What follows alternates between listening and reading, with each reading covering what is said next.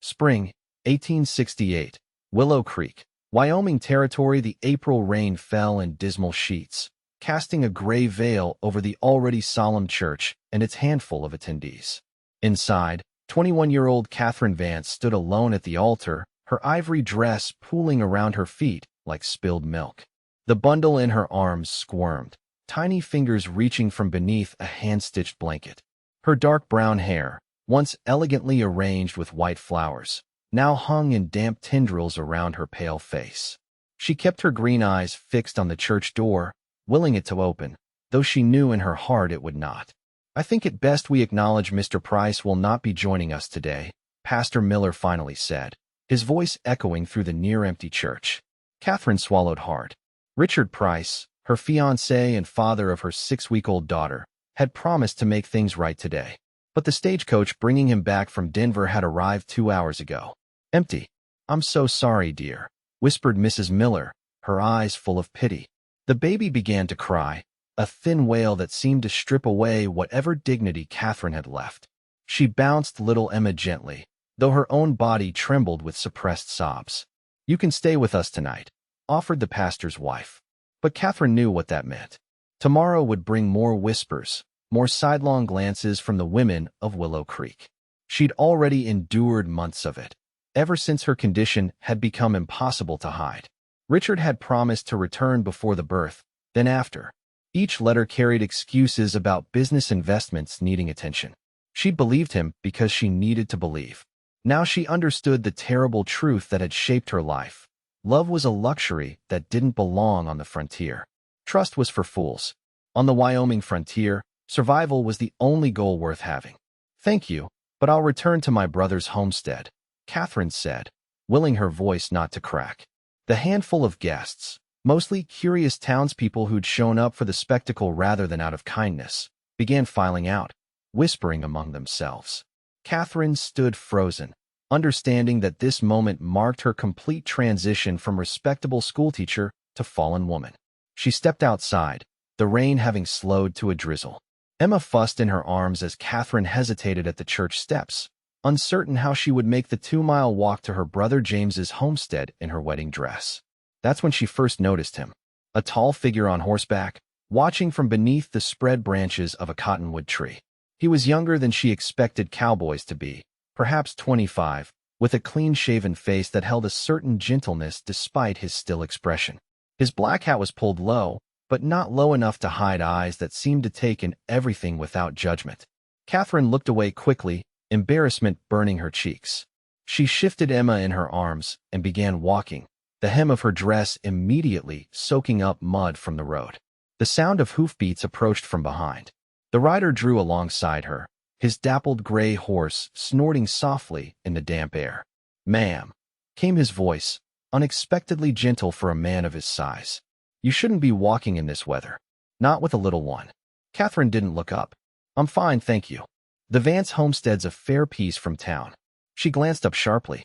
"You know my brother?" He nodded once. "Daniel Drake. Worked with James last fall on the Baxter Roundup."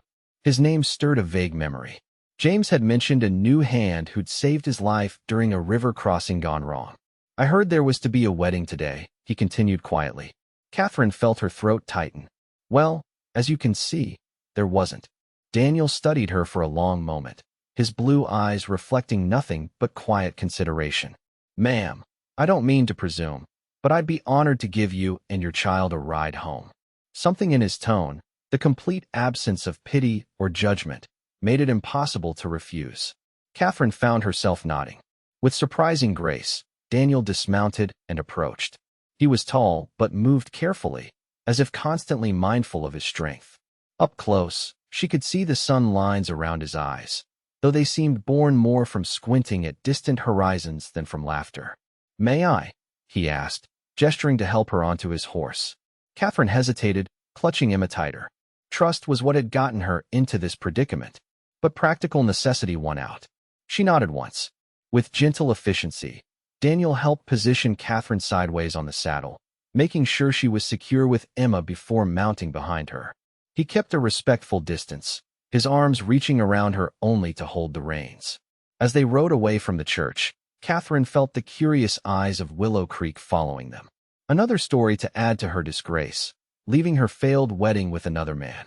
But in that moment, she couldn't bring herself to care. "Your brother's not at the homestead," Daniel said after they'd traveled in silence for several minutes. "He rode out yesterday to look for strays. Asked me to check on you after the ceremony." Katherine closed her eyes briefly. Of course James would know how this would end. He'd never trusted Richard. "Thank you for the ride, Mr. Drake," she said formally. "I can manage from here." Daniel didn't respond immediately. When he did, his voice was measured. "I don't doubt that, Miss Vance. But there's no harm in accepting help when it's offered without strings." Katherine turned slightly to study his profile. His expression revealed nothing, but something about his quiet steadiness eased the tightness in her chest. For the rest of the journey, they rode in silence, the only sounds being Emma's occasional whimpers and the steady rhythm of the horse's hooves against the muddy road. Daniel Drake had come to Wyoming to disappear. 3 years of war had left him with little desire for company and even less for conversation.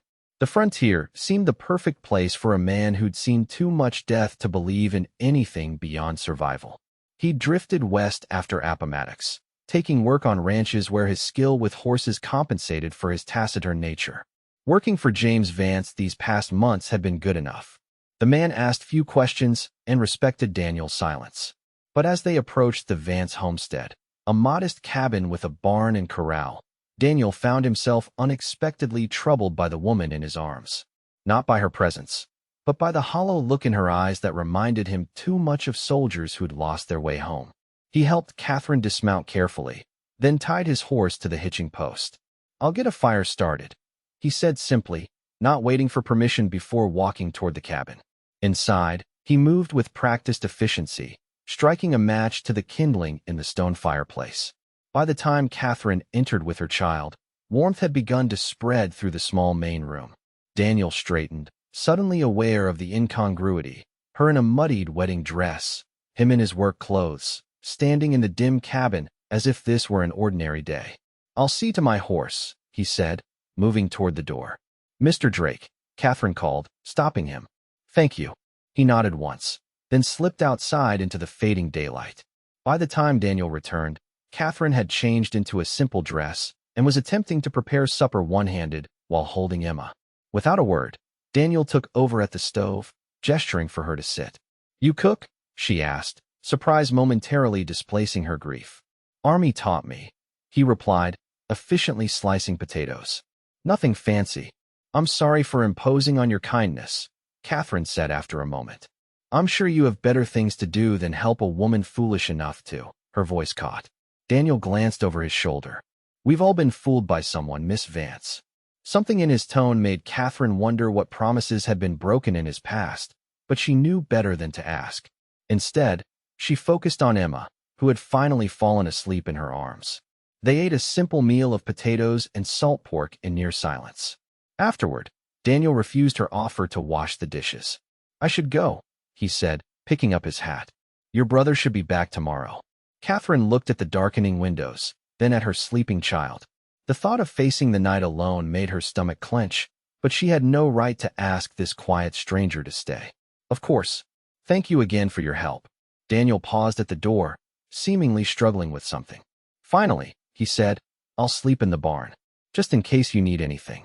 Before she could respond, he was gone, the door closing softly behind him.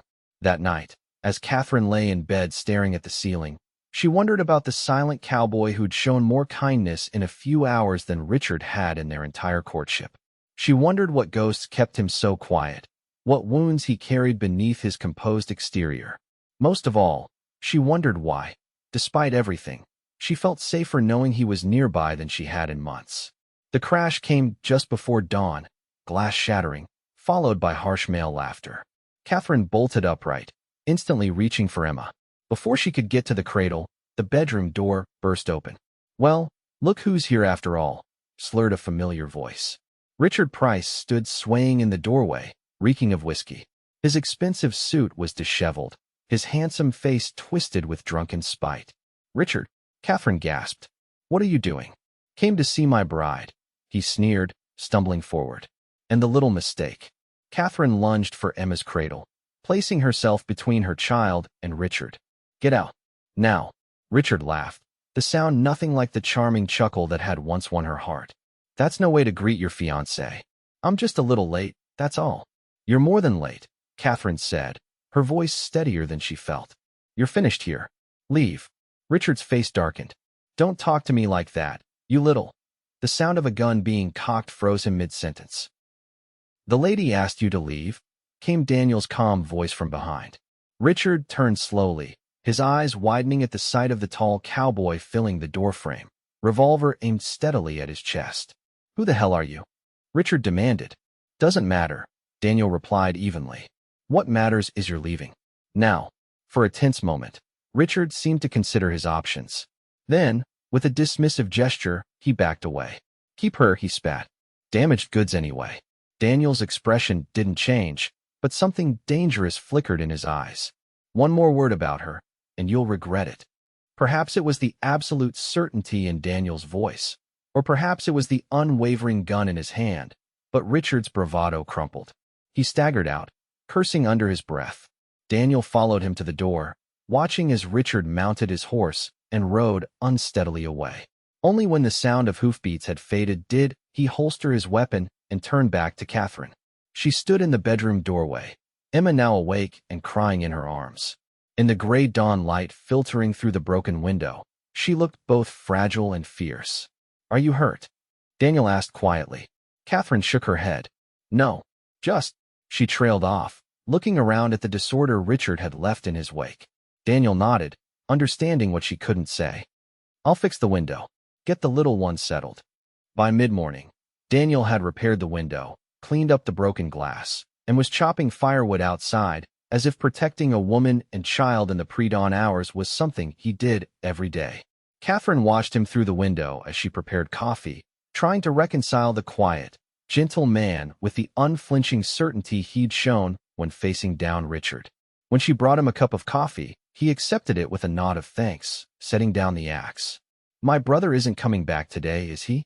Katherine asked suddenly. Daniel looked at her steadily. "No, ma'am. He rode to Cheyenne. Won't be back for at least 3 more days." "He knew," she said, realization dawning. "He knew Richard wouldn't show at the wedding. James heard rumors from Denver. Tried to warn you, but I wouldn't listen," Katherine finished for him. She sighed deeply. "Why didn't you tell me yesterday?" Daniel took a sip of coffee before answering. "Wasn't my place. And you'd had enough truth for one day." His simple honesty struck Katherine more deeply than any platitude could have. This man, practically a stranger, had shown more consideration for her feelings than anyone else in her life lately. "Mr. Drake, why did you really come yesterday? James could have sent anyone to check on me." Daniel looked away, his gaze finding the distant mountains. For a moment, Katherine thought he wouldn't answer. "War showed me the worst in men," he finally said. "Thought I'd seen everything. Then I came west and saw how men treat women out here when there's no law close by." He set down his coffee cup. "Your brother's a good man. Asked me to make sure you were safe. That's all." But Katherine sensed there was more, something in his restrained manner, in the gentle way he'd handled Emma when the baby had fussed during breakfast, in the respect with which he treated Katherine herself. "Well, I'm grateful," she said simply. "Though I don't know what I'll do now." Daniel studied her for a moment. "What do you want to do?" The question caught her off guard. For so long, her plans had revolved around Richard's promises, a fine house in Denver, respectability, security. Without those dreams, what did she want? "I was a teacher before," she said slowly. "But no school would hire me now, not with—" She glanced toward the house where Emma slept. Daniel nodded, understanding without judgment. "There's always need for education out here. Ranchers' children too far from town. Could start your own school."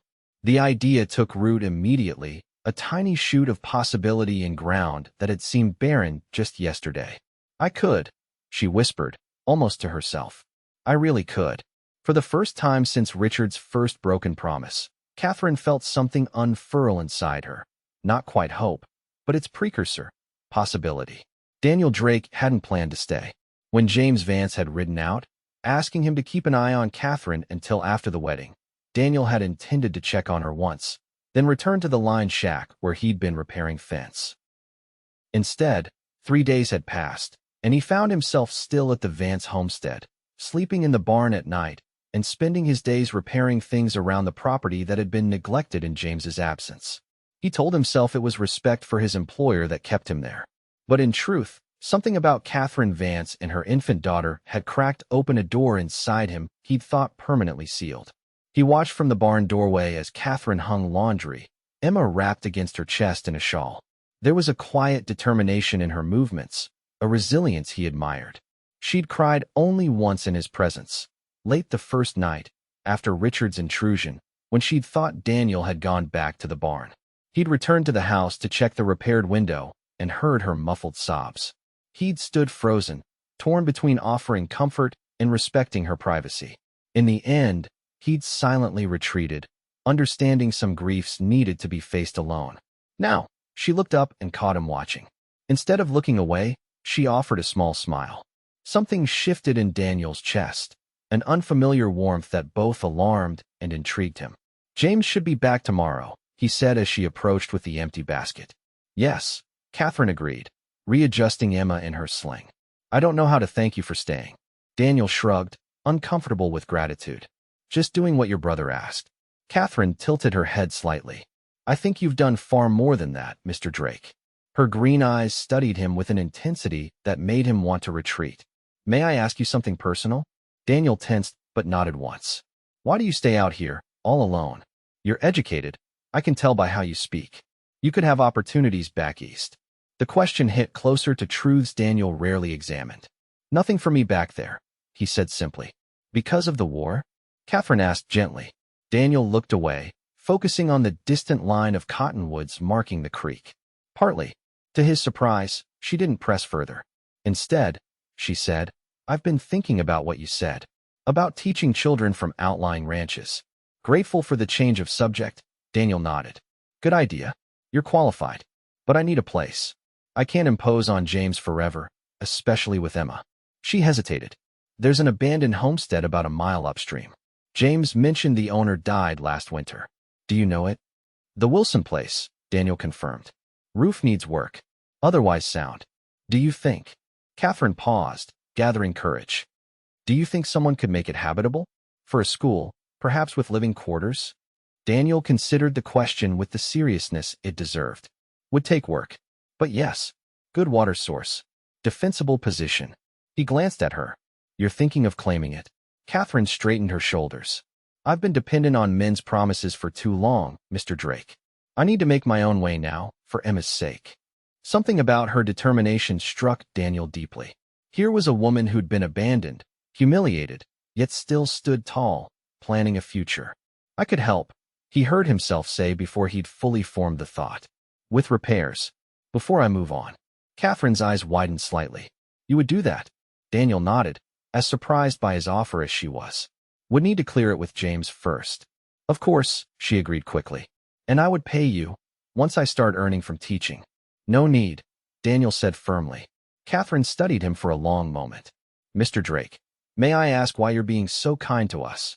Daniel shifted uncomfortably. How could he explain that her courage made him feel something he thought the war had killed? That Emma's innocent face reminded him that not everything in the world was corrupt and violent? "Everyone deserves a chance," he said finally. Katherine seemed about to say more when Emma began to fuss. "She's hungry," she explained. "Excuse me." As she walked back to the house, Daniel wondered what he was doing. He'd spent 3 years avoiding entanglements, keeping his distance from the very things that made people vulnerable: connection, responsibility, hope. Yet here he was, volunteering to help a woman and child he barely knew, feeling something dangerously close to purpose for the first time since Appomattox. James Vance returned the following day, his weathered face registering surprise at finding Daniel still at the homestead. "Didn't expect you'd stay the whole time," he commented as they untacked his horse in the barn. "There were complications," Daniel replied, then briefly explained Richard's drunken appearance and subsequent threats. James cursed under his breath. "I knew that snake wasn't to be trusted. Is Katie all right?" "She's strong," Daniel said, surprising himself with the admiration in his voice. James gave him a sharp look. "That she is. Always has been." He paused. "I appreciate you looking after her, Drake." Daniel nodded, then hesitated. Your sister's thinking of claiming the Wilson place. Wants to start a school for ranch children. James considered this. Good idea. She was always a fine teacher. He studied Daniel. She mentioned this to you? Asked if I thought it could be made habitable. And Daniel met his employer's gaze steadily. Told her I'd help with repairs. If that's acceptable to you. A slow smile spread across James's face. More than acceptable. I've been wondering how to help her without hurting her pride. He clapped Daniel on the shoulder. Wilson Place needs a lot of work, though. Could take weeks. I've got time, Daniel said simply. Later that evening, as they ate supper together in the cabin, James formally offered Daniel the job of preparing the Wilson homestead for Katherine and Emma. It would be a great help, Katherine said, her eyes meeting Daniel's across the table. Though I insist on some form of payment. Your cooking's payment enough, James joked, defusing the tension. Daniel found himself nodding agreement. I'll start tomorrow, assess what's needed. As he rode toward the Wilson place early the next morning, Daniel tried to understand his own actions. He'd planned to move on when spring fully arrived, perhaps head to Montana Territory where a man could still disappear into the vastness. Instead, he was committing himself to weeks of work for a woman who stirred feelings he'd thought long buried. The Wilson homestead stood in a small clearing by the creek, sheltered by cottonwoods and a rising bluff to the north. The cabin was larger than most, built by a man with ambitions of starting a family that never materialized. Old Man Wilson had died alone during a blizzard, not found until weeks later when a passing trapper noticed no smoke from the chimney. Daniel dismounted and walked the perimeter, assessing with a builder's eye. The roof needed substantial work. Several holes gaped where snow and rain had broken through. The porch had collapsed on one side. Inside, water damage had ruined one wall, and animals had made homes in the corners. But the foundation was solid, the fireplace intact. The location offered good visibility and access to water. With work, it could be transformed into exactly what Katherine needed, a home and school combined. Daniel was measuring the damaged roof section when he heard hoofbeats approaching. Instinctively, his hand moved to his holster before he recognized Katherine on her brother's mare, Emma secured against her chest. I hope you don't mind, she called as she reined in. I wanted to see it for myself. Daniel helped her dismount, careful not to disturb the sleeping infant. Roof's the biggest problem, he said, falling into step beside her as she approached the cabin. Structures sound otherwise. Katherine's face lit with possibility as she surveyed the property. It's perfect, she breathed. The main room could be the schoolroom. That smaller room would be our living quarters. Daniel found himself watching her face rather than the cabin, struck by the transformation hope had wrought. The hollow-eyed woman from the church steps had been replaced by someone vibrant and determined. Water's good, he said, pulling his gaze away. Creek doesn't dry up even in August. Soil's decent for a garden.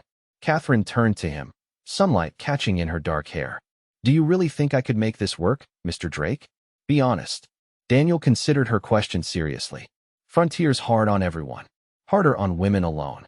He met her eyes directly. But if anyone could do it, I believe you could. Something shifted in Katherine's expression, surprise, followed by a warmth that made Daniel look away first. Thank you, she said softly. Then, with a small smile, though I wish you wouldn't call me Miss Vance anymore. After everything, I think you could call me Katherine. Daniel nodded, uncomfortable with the intimacy, yet strangely pleased. Daniel then, not Mr. Drake. Daniel, she repeated, as if testing how it felt on her tongue. Emma stirred then, breaking the moment. As Katherine gently soothed her daughter, Daniel turned back to the cabin, already mentally cataloging the lumber and supplies he would need. I should get her back, Katherine said after a moment. She'll be hungry soon. Daniel helped her remount, then stood watching as she rode away, the morning sun catching in her hair. Something tugged in his chest, an unfamiliar sensation of connection that both comforted and terrified him. 3 weeks passed in a rhythm of work and cautious friendship. Each morning, Daniel rode to the Wilson homestead at dawn, working methodically through the list of repairs. By the second week, he'd replaced the roof entirely and rebuilt the collapsed porch. The third week saw new windows installed and the water-damaged wall reconstructed. Katherine rode out most afternoons with Emma, bringing lunch and staying to help with lighter tasks. Daniel found himself watching the clock on days when she was delayed, an unfamiliar restlessness taking hold until he heard hoofbeats approaching. Their conversations during these shared meals had begun carefully, focused on practical matters of the repairs. But gradually, they'd begun to share pieces of themselves. Daniel learned that Katherine had come west 5 years ago after their parents died, joining her brother, who'd established the homestead after the war. She'd taught at the Willow Creek School until meeting Richard, a charismatic businessman who'd convinced her that Denver offered opportunities Wyoming Territory couldn't match. In turn, Daniel found himself sharing more than he had with anyone since the war. He told her about growing up in Ohio, his father's carpentry shop where he'd learned his building skills, his 3 years fighting with the Union Army. He didn't speak of the battles or the nightmares that still woke him, but Katherine seemed to understand the weight of what remained unsaid. As April turned to May, the Wilson homestead transformed. Daniel built sturdy benches and desks for the schoolroom, shelves for Katherine's small collection of books, a proper cradle for Emma. Katherine planted a garden, sewed curtains, and rode to surrounding ranches to spread word of the new school opening in June. It was during the 4th week, as Daniel was constructing a small barn behind the cabin, that Katherine arrived with news. James met Richard in town, she said without preamble, her face tight with worry. He's claiming the Wilson property belongs to him. Says old man Wilson signed it over before he died. Daniel set down his hammer. That true? Katherine shook her head. James checked with the land office. There's no record of any transfer. But Richard's threatening legal action. She looked around at the nearly completed homestead, devastation in her eyes. All this work. Daniel felt a surge of anger unlike anything he'd experienced since the war. The thought of Richard Price taking this place, destroying Katherine's chance at independence, ignited something primal within him. He won't get it, Daniel said firmly. Katherine looked at him, hope and doubt warring in her expression. How can you be so sure? Because men like Price only understand one thing, strength. Daniel picked up his hammer again. We'll finish the work. You start your school. Let him try to take it. Katherine studied him for a long moment. There's something you're not telling me. About Richard. Daniel hesitated, then set his tools down. While you were getting Emma settled that first night, Price said some things. About why he didn't show at the wedding. What things? Katherine asked quietly. He has a wife in Denver. 2 children. Daniel watched pain flash across her face. I'm sorry, Katherine. She closed her eyes briefly. When she opened them, they were clear and hard. So it was all lies. From the beginning. Daniel nodded once. James knows. He's gathering evidence. Price has done this before in other territories. Katherine's hands trembled slightly, but her voice was steady when she spoke. Then I have even more reason to make this work. To show him he doesn't control my future. She looked around at the homestead. This place is mine. Emma's. I won't let him take it from us. Something expanded in Daniel's chest. Admiration, yes, but something deeper too. Something he wasn't ready to name. We'll be ready for him, he promised. That night, camped in the partially built barn, Daniel lay awake long after the moon had risen, thinking about Katherine's determination, about the life she was building from the ashes of betrayal. He thought about Emma's innocent face, about how the infant had begun to recognize him, reaching out tiny hands when he approached. Most of all, he thought about how, for the first time since the war, he was fighting for something instead of running from everything. The confrontation came sooner than expected. The very next morning, Richard Price rode onto the Wilson property with 2 rough-looking men flanking him. Daniel saw them approaching from where he worked on the barn roof and climbed down, positioning himself between the riders and the cabin. That's far enough, he called, his hand resting casually near his holster. Richard reined in his horse, studying the transformed homestead with obvious surprise. His gaze hardened when it fell on Daniel.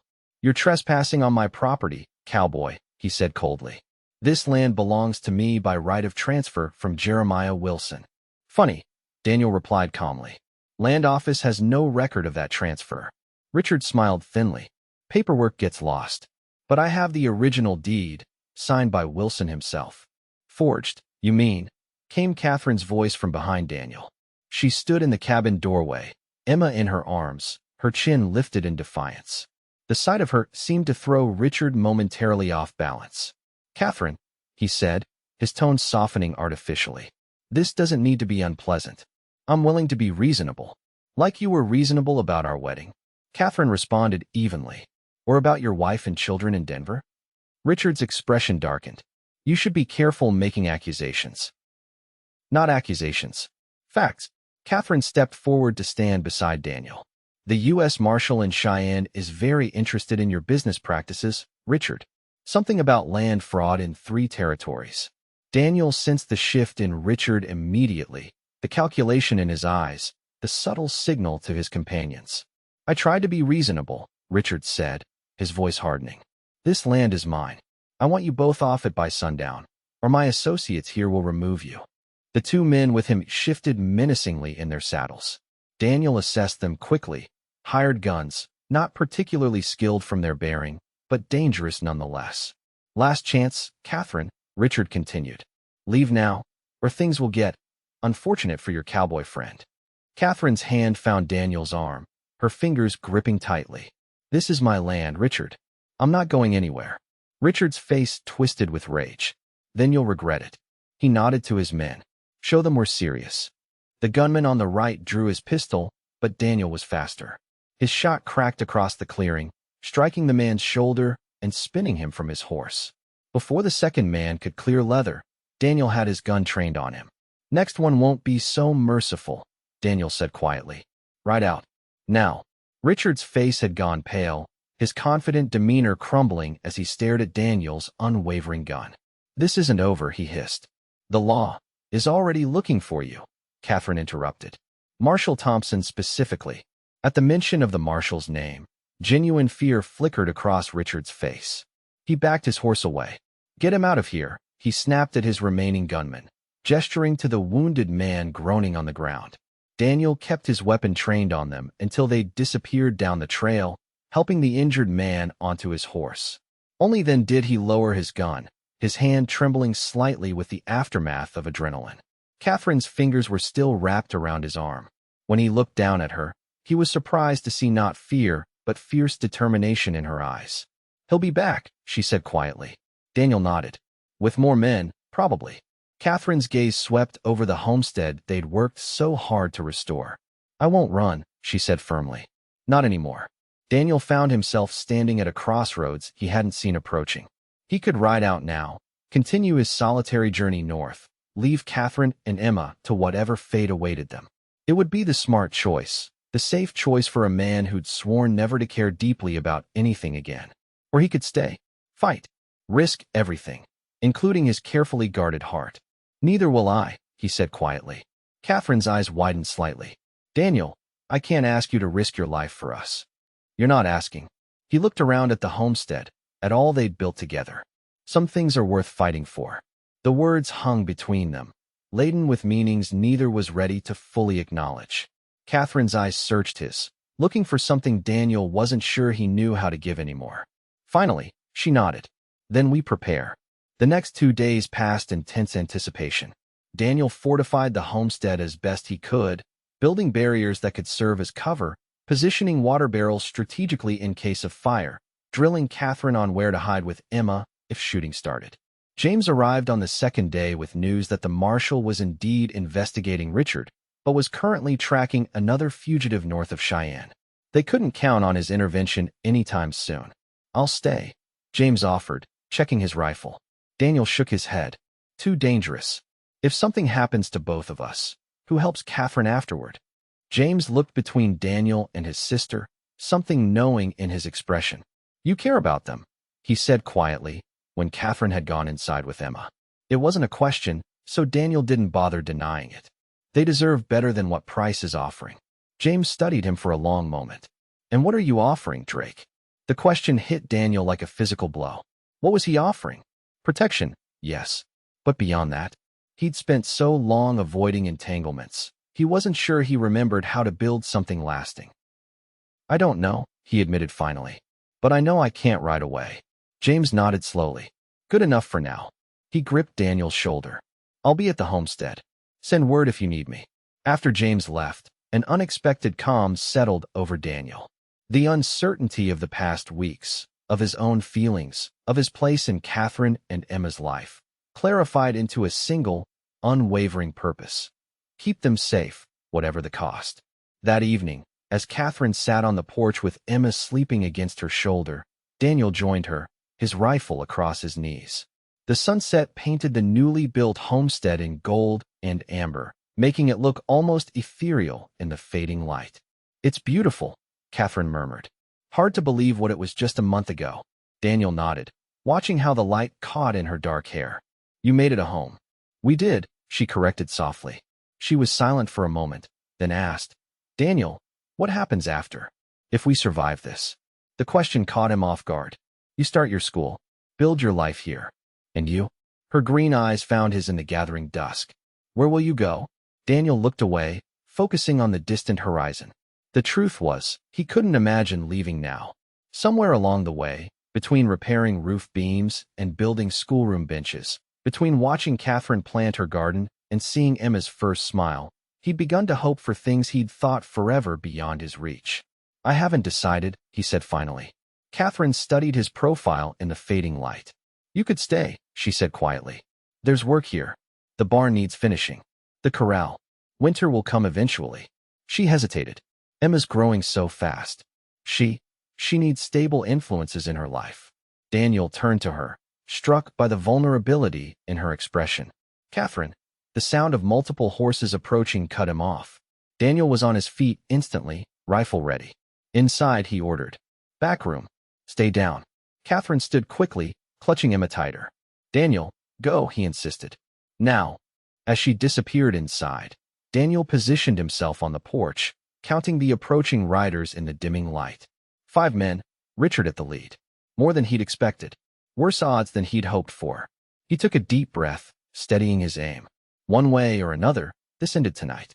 Richard halted his men at the edge of the clearing. "Last chance, Drake," he called. "Walk away from this. It's not your fight."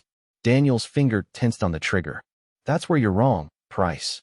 It became my fight the moment you threatened them." Richard's laugh carried across the yard. "Them? Or her?" His voice hardened. "You think she'll want a man like you when this is over? A drifter with nothing to offer?" The word struck closer to Daniel's fears than he wanted to admit, but he kept his aim steady. Better than a liar and a coward. Richard's face contorted with rage. "Kill him," he ordered his men. The gunfire erupted in the twilight, muzzle flashes illuminating the darkness. Daniel fired methodically, dropping one man, then another. A bullet splintered the porch post beside him. Another creased his upper arm, a line of fire that he barely registered in the heat of battle. He was reloading when he saw 2 riders circling toward the back of the cabin. Cursing, Daniel abandoned his position, racing around the side of the building. He reached the back just as one man was dismounting, gun drawn. Daniel fired twice, dropping the man. The second rider wheeled his horse, but not before getting off a shot that caught Daniel in the side. Pain exploded through him, but adrenaline kept him upright, returning fire until the rider fell. Pressing a hand to his bleeding side, Daniel staggered back toward the front of the cabin. Richard was nowhere to be seen. His remaining gunmen crouched behind a water trough, trading shots with the empty porch. Daniel took careful aim and fired. The gunmen slumped forward, motionless. Silence fell over the homestead, broken only by a horse's nervous whining and Daniel's labored breathing. Moving cautiously, he checked each fallen man, confirming what he already knew. Richard had fled, abandoning his hired guns when the tide turned. Only when he was certain the immediate danger had passed did Daniel allow himself to acknowledge the fire burning in his side. He looked down at his blood-soaked shirt, understanding with detached clarity that the wound was serious. "Katherine," he called, his voice weaker than he'd expected. "It's safe." The cabin door opened slowly. Katherine appeared, Emma clutched protectively against her chest. Her face went pale when she saw Daniel swaying on his feet, one hand pressed to his bloody side. "Daniel." She rushed forward as his knees buckled, somehow managing to help ease his descent onto the porch steps. Price ran. Daniel managed, gritting his teeth against the pain. "Others are down." Katherine's hands were already pulling away his bloodied shirt, her face composed despite the fear in her eyes. "How bad?" "Been worse," Daniel lied, darkness beginning to edge his vision. "Emma okay?" "She's fine," Katherine assured him, pressing a folded cloth against his wound. "Daniel, stay with me. Look at me." He tried to focus on her face, on the determination in her green eyes, but the darkness was growing, pulling him under. The last thing he heard was Catherine's voice, urgent and fierce. "Don't you dare leave us now, Daniel Drake. Don't you dare." Daniel drifted in and out of consciousness, aware only in fragments. Voices, Catherine's, James's, someone unfamiliar with a German accent. Pain that ebbed and flowed like tide. A small, warm hand in his, anchoring him when the darkness threatened to pull him under completely. He dreamed of battlefields and lonely trails, of empty horizons stretching forever. But each time, when the desolation grew unbearable, Catherine's voice would call him back, sometimes reading softly, sometimes simply talking about Emma's day or plans for the schoolroom. And he would fight his way back toward that voice, toward the promise it held. When Daniel finally opened his eyes with full awareness, sunlight was streaming through curtained windows. He lay in an unfamiliar bed, clean sheets pulled to his chest. His side throbbed dully, but the fever heat that had consumed him was gone. "Welcome back," came Catherine's soft voice. She sat beside the bed, Emma sleeping in her lap. Dark circles shadowed her eyes, but she smiled with such genuine relief that Daniel felt something catch in his chest. "How long?" he asked, his voice rough from disuse. 5 days. Katherine shifted Emma gently and reached for a cup of water, helping Daniel drink. "Dr. Hoffman from town said it was close. The bullet missed anything vital, but you lost a lot of blood." Daniel took in their surroundings. They were in the Wilson cabin's smaller room, now furnished simply as a bedroom. "You stayed." "Of course we stayed." Catherine's hand found his, her fingers warm and steady. "This is our home." The simple declaration held such certainty that Daniel found himself believing it too. Our home. Not just hers and Emma's, but somehow his as well. "What about price?" he asked. Catherine's expression darkened. "Marshall Thompson caught up with him trying to flee to Colorado. He's facing charges for land fraud, abandonment, and now attempted murder." Her fingers tightened around his. "He can't hurt us anymore." Us. Another word that included him in her future. Daniel searched her face, looking for doubt or hesitation, finding only clear-eyed certainty. "I meant what I said before the shooting started," Katherine continued quietly. "About you staying." Daniel looked away, an old fear rising. "Katherine, I'm not. If you're about to say you're not good enough, or that you have nothing to offer, save your breath," she interrupted, her voice gentle but firm. "I've known men with fine clothes and smooth words who offered nothing but lies. And I've known you, who rebuilt this place with your bare hands, who put yourself between us and danger without hesitation." She leaned forward, her free hand gently turning his face back toward her. "I'm not asking for promises you're not ready to make. I'm just asking you to stay. To give us, a chance to grow into whatever it's meant to be." Daniel looked into her eyes, finding there everything he'd convinced himself he would never deserve: acceptance, trust, the beginning of love. And for the first time since the war, he allowed himself to imagine a future that held more than just survival. "I'd like that," he said finally. Catherine's smile was like sunrise breaking over the mountains. "Good," she whispered, "because Emma's already attached to you. And so am I." As if hearing her name, Emma stirred in Catherine's lap, blinking sleepily. When her unfocused gaze found Daniel, her tiny face lit with a toothless grin that seemed to illuminate the entire room. Katherine placed her gently on the bed beside Daniel. "She missed you." Daniel carefully reached out, marveling when Emma's tiny fingers wrapped around his rough, callous thumb. The simple trust in the gesture undid something within him, a final barrier falling away. "I missed her too," he admitted, his voice rough with emotion. "Both of you." In that moment, as Emma babbled happily and Catherine's hand remained steadfastly in his, Daniel Drake understood that the silence he'd cultivated for so long had never been strength, but fear. Real courage was this. Opening himself to the possibility of love, of family, of putting down roots in soil he'd helped tend. "When I'm on my feet again," he said quietly, "there's a lot more work to be done here." Catherine's eyes shimmered with unshed tears. "Together," she agreed. Autumn, 1868, Willow Creek, Wyoming Territory. Golden light filtered through the schoolroom windows, catching dust motes that danced in the afternoon air. Katherine moved between the rough-hewn desks, checking the progress of her 7 students as they worked on their letters. At the back of the room, Emma played contentedly in a small pen Daniel had constructed, wooden blocks scattered around her. Outside, the sound of hammering paused, followed by footsteps on the porch. The schoolroom door opened, and Daniel entered, his shirt damp with honest sweat, a smile touching his lips as he surveyed the scene. "Almost done," he announced quietly. "New storage shed will be ready before the snow flies." Katherine returned his smile, her heart still quickening at the sight of him even after months of working side by side. "Just in time," she replied. "Mr. Carter dropped off another load of firewood this morning. Payment for Sally's lessons."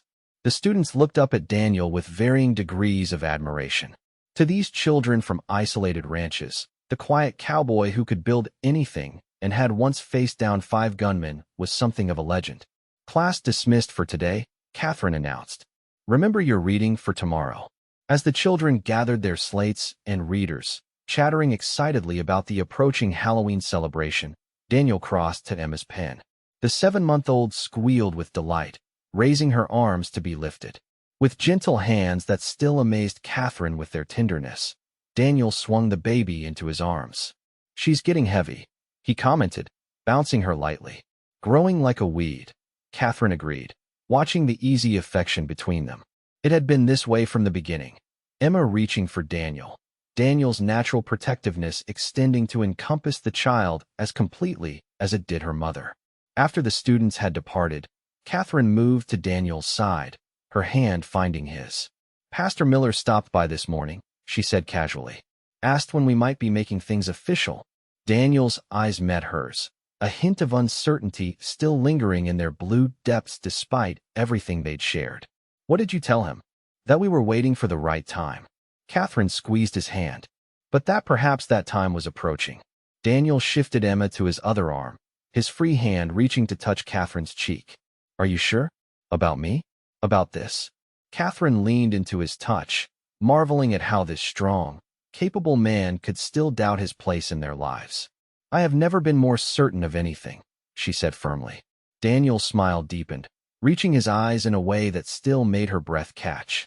"Then perhaps we should stop by the church on Sunday. Speak to Pastor Miller ourselves." "I'd like that," Katherine said softly. Later, after Emma had been put to bed, Katherine and Daniel sat together on the porch swing he'd built over the summer. The autumn air carried a hint of winter's approach, but Katherine felt only warmth as Daniel's arms settled around her shoulders. "I never thought I'd have this," he admitted quietly, gazing out at the homestead they'd built together. The barn stood finished, the corral housing 3 horses now. A garden, harvested for the season, waited for spring's return. Smoke curled from the chimney of their home, which now served as both schoolhouse and family dwelling. Katherine rested her head against his shoulder, feeling the steady beat of his heart. "What changed your mind?" Daniel was silent for a moment, his fingers gently stroking her arm. "You did," he said finally. "You and Emma. You made me want to build something that would last." Katherine looked up at him, at the face that had become as essential to her happiness as breathing. The haunted look that had shadowed his eyes when they first met had receded, replaced by a quiet contentment she knew mirrored her own. "We've come a long way from that church in April," she observed. Daniel nodded, his expression growing serious. "I need you to know something," he said, "before we speak to Pastor Miller." Katherine straightened slightly, concerned by his tone. "What is it?" "That day, when I found you at the church, I didn't just happen by." His eyes held her steadily. "James had told me about Price, about his suspicions. Asked me to be there, just in case." Katherine absorbed this revelation, understanding now why Daniel had appeared precisely when she'd needed him most. "You were watching over us even then." "I was only doing what James asked," Daniel clarified, though his eyes told a different story. "But when I saw you standing there, holding Emma, with your head high despite everything, something changed in me that day." Katherine reached up to touch his face, tracing the lines that sun and smile had etched around his eyes. "For me too," she whispered. "You offered help without judgment. You saw me, really saw me, when everyone else only saw my mistakes." Daniel caught her hand, pressing a kiss to her palm. "Not mistakes," he said firmly. "Just steps leading you home." Katherine smiled at that, at the poetry unexpected from this quiet man who continued to surprise her. "Our home," she affirmed. As the first stars appeared in the darkening sky, Daniel drew her closer against the autumn chill. Below them, the homestead they'd built together from ruins stood solid and welcoming. Inside, Emma slept peacefully, secure in the knowledge, even at her young age, that she was protected and loved. The Wilson homestead had become everything Katherine had hoped for and more: a school, a home, a future. The silent cowboy who had walked into her life when she was at her lowest had become the foundation upon which that future was built. Together, they had transformed abandonment into belonging, betrayal into trust, and two solitary journeys into one shared path forward. As night settled over their home, Katherine knew with absolute certainty that the life they were building, day by day, brick by brick, would withstand whatever storms the frontier might bring, because they would face them together.